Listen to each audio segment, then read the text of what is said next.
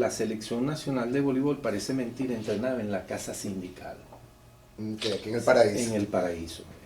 Era una cancha de cemento. Y entonces mi padre me dejaba ahí, mientras él estaba en sus obligaciones que tenía como sindicalista, y yo pues veía a esos señores jugando con la selección nacional. Por cierto, ¿Qué jugaban? jugaban voleibol. Okay. Voleibol, era la selección de Venezuela de voleibol, que increíblemente entrenaba en una cancha de asfalto en la casa sindical. Iban para un campeonato mundial en Brasil en el año 1960, que por cierto es la mejor actuación que ha tenido el voleibol en la historia. Okay. Fueron décimos en el mundo esos jugadores. Y eso a mí me marcó, pues, aunque no fue mi primer deporte, porque mi primer deporte fue el baloncesto, pero eso me marcó ahí. Ahí fue donde yo vi por primera vez a alguien haciendo deporte en mi vida. Tendría 8 años. ¿Y por qué ese cambio de baloncesto te impactó más el deporte, el voleibol? No, sino que sencillamente cuando yo estudiaba en primaria y en mis primeros años de educación básica, pues lo que jugaba era baloncesto en el Liceo Luis Racetti. Y entonces yo recuerdo que fuimos a un campeonato nacional representando al Distrito Federal en Apure, y hubo un problema entre mi entrenador y el entrenador del equipo, y entonces eso como me marcó, y resulta que el entrenador mío, que también era de baloncesto, también era entrenador de voleibol, en paz descanse. Fue como el que te motivó, así tu padrino. Fue como un padrino, sí. ¿Tiene el nombre? El nombre era Eric Chato González, le decían el Chato.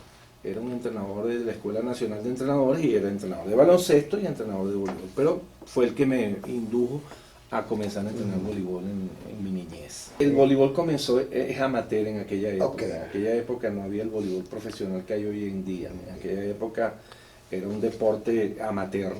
Sobre todo el voleibol era muy amateurista. Allá había crecido el baloncesto con la Liga Especial de Baloncesto que creó el profesor Leonardo Rodríguez, que la hizo profesional, pero el voleibol no existía eso. El voleibol después, con la historia te voy a contar que la iniciamos nosotros un poco más profesional. Pero en aquella época era un voleibol amateur, donde solamente competíamos representando cada uno de los estados del país.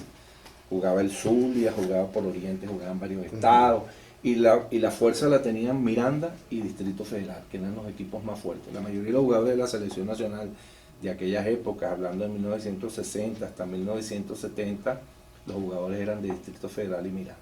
Ok, bueno, entonces vamos a aprovechar que ya tocaste ese punto del inicio del voleibol como profesional.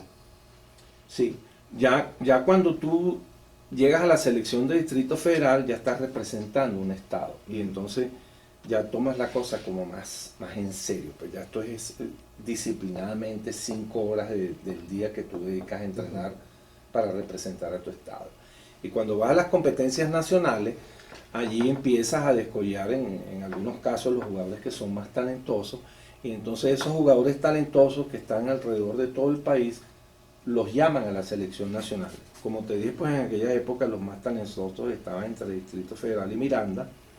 Y después comenzó a desarrollarse el voleibol a nivel nacional. Empezaron a haber atletas del oriente del país, atletas de Aragua, atletas de Carabobo, atletas del Zulia, atletas de Mérida, atletas de Portuguesa. Entonces se empezó a expandir y a masificar el voleibol, y entonces hubo grandes atletas de diferentes estados que integraron la selección nacional de Venezuela. Entonces ya ahí ya tú tomas un rol de, esto es un poco más serio, pues porque ya estás representando al país, entonces ya no son 5 horas, sino que ya prácticamente tienes preparación física en la mañana, tienes entrenamientos técnicos en la tarde, y tienes otro tipo de entrenamientos tácticos y de formación de la selección nacional en la noche. Okay. Entonces son alrededor de unas 8 horas que tú estás dedicándole a la preparación para representar a tu país. A nivel internacional, el voleibol tiene varias épocas, ¿no? En la época más brillante que tuvo fue justamente los comienzos, donde hay glorias como Papa Carrillo, glorias como Osvaldo Agustín Paperón Borges, como el escritor de este libro que hoy le entregamos este obsequio de la historia del voleibol, donde está Alfredo López Nagonel, que fue jugador de esa época en el año de 1960. Son la mejor actuación que haya tenido el voleibol en un campeonato mundial, donde hemos ido a varios campeonatos mundiales en el mundo. El fútbol no ha tenido la posibilidad de asistir a un mundial, pero el voleibol lleva 11 mundiales desde 1960.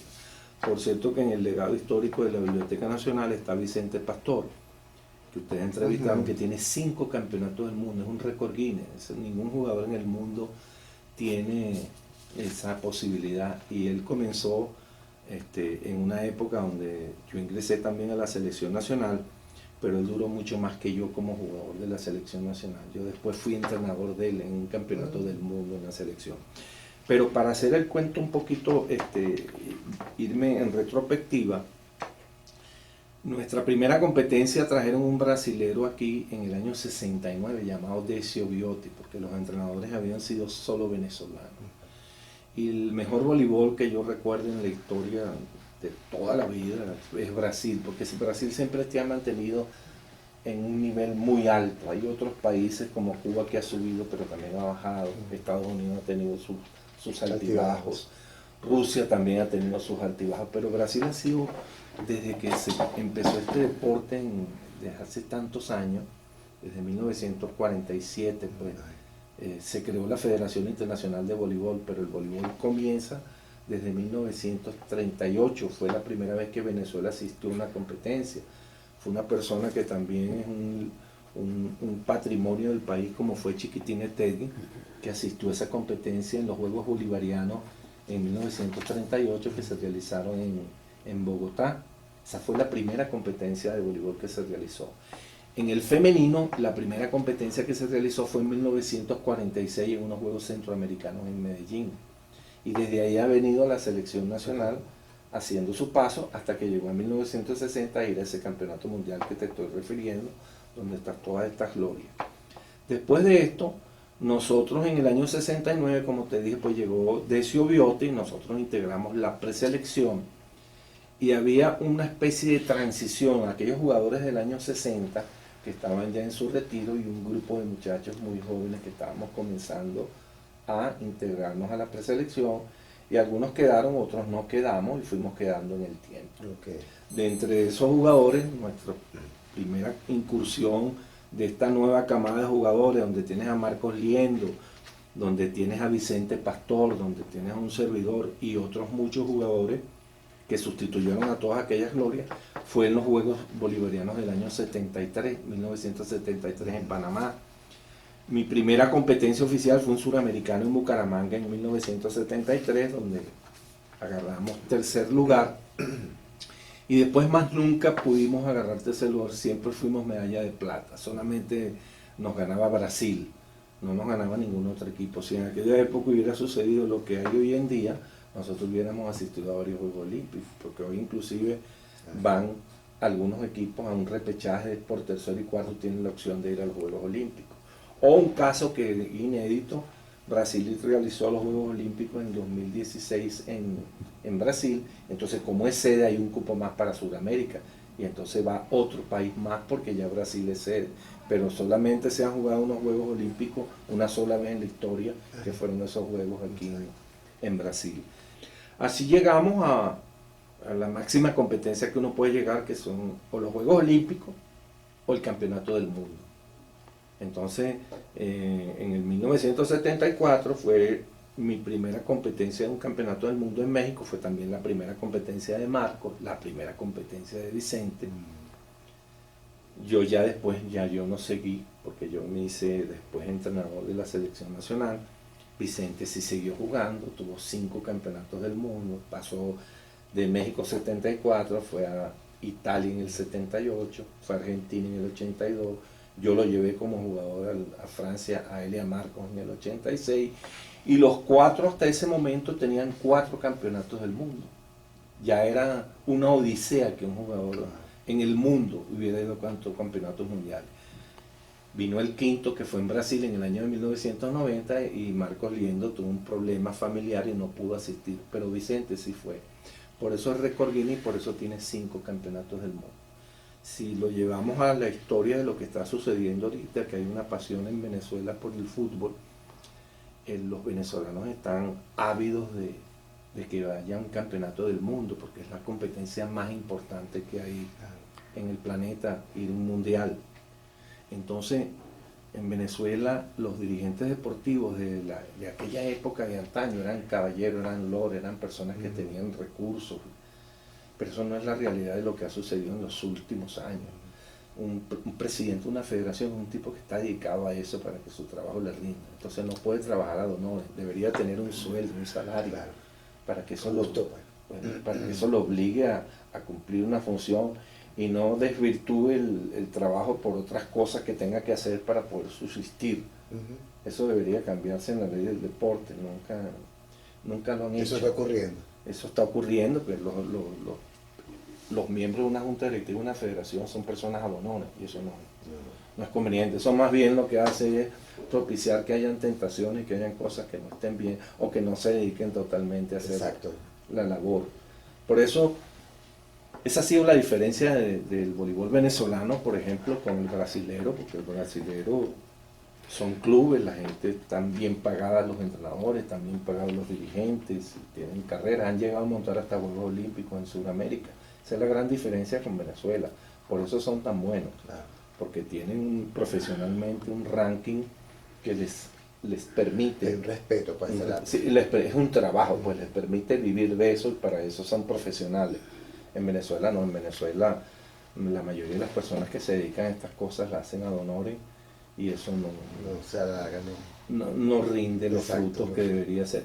Y es lamentable porque si tú ves la cantidad de talentos que tenemos, que hemos ido a 11 campeonatos del mundo, yo creo que Venezuela debería haber sido una potencia si lo hubiesen mejorado, lo hubieran hecho de otra forma. Lo otro que tú ves en Venezuela es que el béisbol tiene su liga profesional que es muy sólida. Un Caracas Magallanes es una tensión de la fanaticada del país. Tú ves también que hay una liga profesional de baloncesto, que hay una liga profesional ahora de fútbol, después que hicimos la Copa América, después hablaremos de este tema.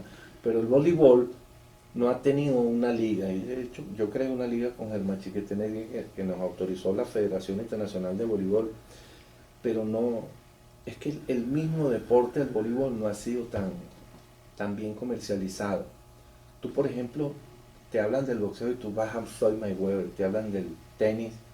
Sí, siempre hay una figura. Y ahí Roger referente. Federer, tú vas al baloncesto y ves a Michael Jordan, ves ahora a LeBron James. O sea, tú vas en el fútbol y tú vas a ver a Messi, vas a ver a Ronaldo, pero tú en el voleibol con una persona que sea reconocida, no fue bien mercadeado el voleibol mundialmente. No sé si este panorama te da una idea. Sí.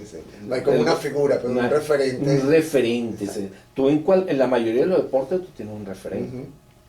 El gran problema que tiene la Federación Internacional de Voleibol es que el único sitio donde va la gente a los estadios es en Brasil y en Cuba y en Japón. En el resto los gimnasios son vacíos. Si yo llego a jugar en Maracaibo y me da Rusia 3-0, al día siguiente no van al partido. Claro. Déjame yo llevármelos a Barquisimeto para que vean el juego en Barquisimeto.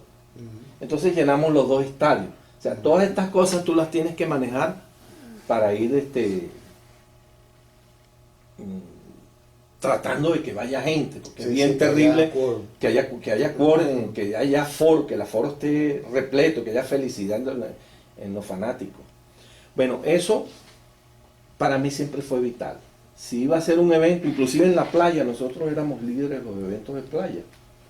Pero en la playa yo no podía montar nada más voleibol porque era aburrido, entonces tenía que montar mis tangas, tenía que montar bailes en la playa, cantos y guerras de tribuna, concursos, minitecas, ZC, todo ese tipo de cosas. Entonces era un circo que tú llevabas y la gente esperaba ese circo en Maracaibo como lo podías esperar en Camurichico, lo podías esperar en el río Nevería, allá en Bolívar. Donde tú fueras, la gente iba a esperar el espectáculo porque sabían que iban a disfrutar. Pero la tribuna estaba siempre vacía. Esa experiencia fue la que me hizo pensar en un proyecto que fue muy exitoso, que lamentablemente no han seguido haciéndolo, porque el día que lo hagan van a superar al voleibol. El voleibol en la playa, si tú te pones a verlo 2 contra 2, es un poquito fastidioso. No es lo mismo jugar basquetbol en la playa donde juegan los grandes, porque es un deporte de contacto. Aquí no. Aquí es saque, recibe, levantada, ataca. En el basquetbol no, es el choque, es el salto, ese tipo de cosas. Entonces dije, puedes crear el basquetbol de playa. y empecé primero con una prueba, que me lo preguntaste ahorita, con los artistas de mi país, Vicente Tepedino, Lotario, todo ese grupo de Tatiana Capó. sí, allá estuvo. Iban como cheerleaders. Ok. Siempre se me olvida el nombre de qué locura. Henry Rodríguez. Henry Rodríguez, y había otro que es muy famoso. Bueno, jugaban basquetbol. Entonces jugaban lo que se llama Como caimanera. el juego de las estrellas. Algo Como el así. juego de las estrellas. Exacto. Pero entonces cuando tú decías que yo iba a llevar a jugar basquetbol a Carabobo, a Quisandal o a Margarita, a estas estrellas, iba un gentío a ver los tipos de jugar basquetbol en la playa. Farandulero. Sí, farandulero. Entonces yo dije, "Oye, qué interesante, pero ahora vamos a hacerlo entonces con los que juegan esto". Entonces hicimos basquetbol con Iván Olivares, con Gabriel Estaba, con Sanchepa, Ya con... y siguió el mismo nivel de basquetbol. Y entonces decidimos hacer un evento en Brasil, que es otra cosa, en la playa de Copacabana, donde metimos más de 8.000 personas en un cuerpo de andamio gigante, donde es una estructura que se empieza a armar como con 3 semanas antes para el evento, y se lo hicimos en homenaje a Magic Johnson. Y aquello fue brutal porque las mujeres iban en topless, acampaban en la playa y se quedaban miles de personas fuera con los gimnasios repletos. Esa idea yo la traje aquí a Venezuela y me reuní con el general Carneiro. Por cierto, fuimos a La Viñeta a una reunión con el presidente Chávez y yo le dije, mira, nadie en el mundo tiene un estadio en la playa, nadie. Todos son estructuras que se montan como un circo y se desmontan. Ajá. Entonces yo le dije al presidente en aquel momento, a mí me gustaría que, tan sufría que ha estado Vargas, yo soy muy de La Guaira. Yo trabajé muchos años en Puerto Azul, fui el dueño del equipo Delfines de La Guaira, un equipo de baloncesto. Y La Guaira para mí era potencial, porque no era que nada más la gente bajara a la playa a divertirse. Y además había sucedido la tragedia de Vargas, había que hacer algo por Vargas. Entonces yo le dije, yo quiero un Hilton y un Teresa Carreño en Vargas. ¿Cómo es eso? Bueno, tú tienes el Hilton aquí, tú tienes una pasarela, y si tú pasas el Hilton, te alojas, tú pasas el Hilton y llegas a Teresa Carreño y tú ves un espectáculo. El Ateneo. Tienes el Ateneo. Ahí puedes ver un concierto, puedes ver esto, puedes ver lo otro. Como empezaron a proliferar los eventos de playa, y yo quería hacer el primer tour de voleibol, de basquetbol de playa en Venezuela, ellos lo aprobaron. Yo traje al presidente de la federación, y Venezuela es el único país que tiene un coliseo playero fijo en la playa en este momento. Que ese es el que cuando uno pasa. el que cuando tú pasas, pero no lo hicieron como yo quería que lo hicieran, que era hacerle su hotel para que no solamente fuera para la playa, sino que tú pudieras bajar allí, alojarte, y al día siguiente hay un concierto en la playa, y entonces disfrutaras de eso en la playa, y además hicieras una villa para que los atletas que compiten en los eventos playeros, pues sencillamente tuvieran un sitio donde alojarse y entrenar ahí en la playa. Total que Un complejo. El complejo está allí, pero no terminaron de hacerlo como deberían haberlo hecho. Pero nadie tiene eso en el mundo, eso solo lo tenemos los venezolanos. Los venezolanos tenemos buenas cosas, ¿ves? Sí, sí, claro. Por esa es la pregunta de que cómo nace eso lo del basquetbol de playa. Bueno, nació por eso. Algo que yo veo es que te has ido más hacia lo gerencial. Sí. ¿Cuándo terminas entonces de jugar? Sí, no, ya yo me de... retiro en el año 77, en un sudamericano me retiro porque tenía un entrenador que fue un chino que trajeron a Venezuela de Taiwán, llamado Tien Seng-sie, que Dios lo bendiga, era un maestro. Y él me dice un día, yo creo que puede ser más útil como entrenador, ya tu periodo como jugador terminó. ¿A qué edad fue que me disculpa? ¿Que dejas de jugar? Como a los 30 años ya. Okay. Dejé de jugar joven. Por eso es que tú ves que siguió Vicente Pastor por varios años más, y Marcos Liendo. Primero ellos tenían más condiciones que yo. Yo era un enano. Yo tenía que trabajar muy fuerte para hacer lo que yo hacía. Ellos eran altos y además tenían condiciones naturales. Yo no las tenía. Entonces, si él me dice acertadamente, mira, yo creo que tú puedes ser más útil como entrenador que como jugador ya, deberías retirarte y haz el curso de entrenador. Total que cuando hago el curso de entrenador, gano la más alta nota del curso y entonces me dan el nivel 2. Y después me fui en el año 82 a Estados Unidos, hice el curso y me dieron el nivel 3, que es la más alta nota que hay en ese momento. Y yo recuerdo que aquella época estaba muy feliz porque era la cuarta mejor nota del mundo. O sea, solo me superaban 2 asiáticos y un americano. Y para mí aquello era un orgullo, pues. Claro. Sí. Y después me dieron el grado que no, hasta hoy no tiene ningún venezolano, que es el de maestro FI. Maestro FI ya es el grado más alto que tiene un entrenador de voleibol en el mundo. Entonces, el profesor sí tuvo razón, que eso me iba a dar a mí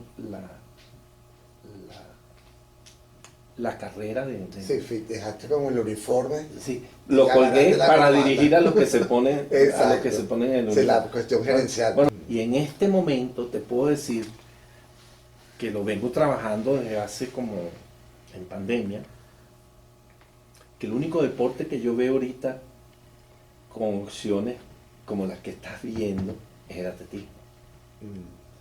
La primera medalla olímpica que ganó Venezuela, la ganó en el atletismo en salto triple, Arnoldo de Boni, en Helsinki en 1952.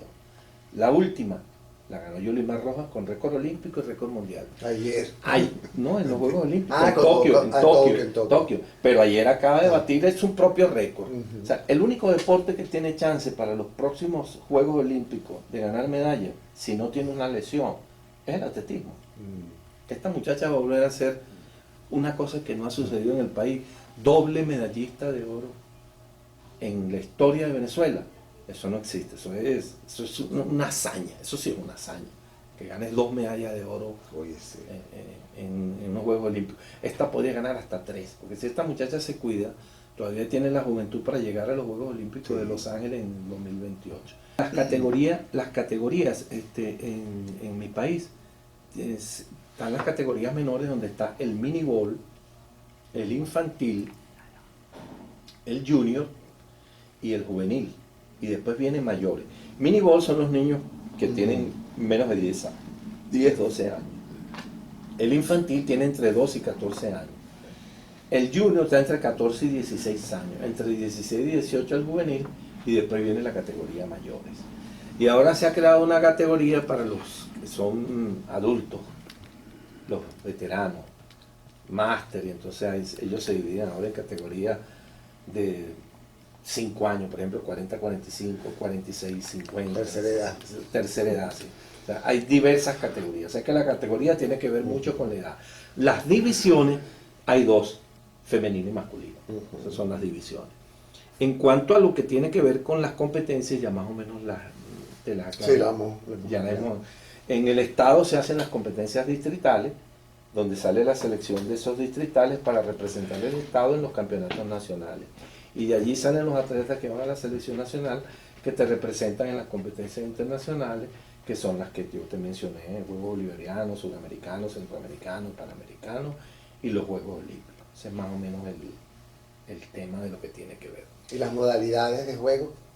Las modalidades de juego, ahora tenemos el voleibol de playa, que se juega en la playa, tenemos el voleibol de cancha, que es el voleibol de sala. Esas son las modalidades que tenemos en este momento en el voleibol. Las medidas de la cancha son...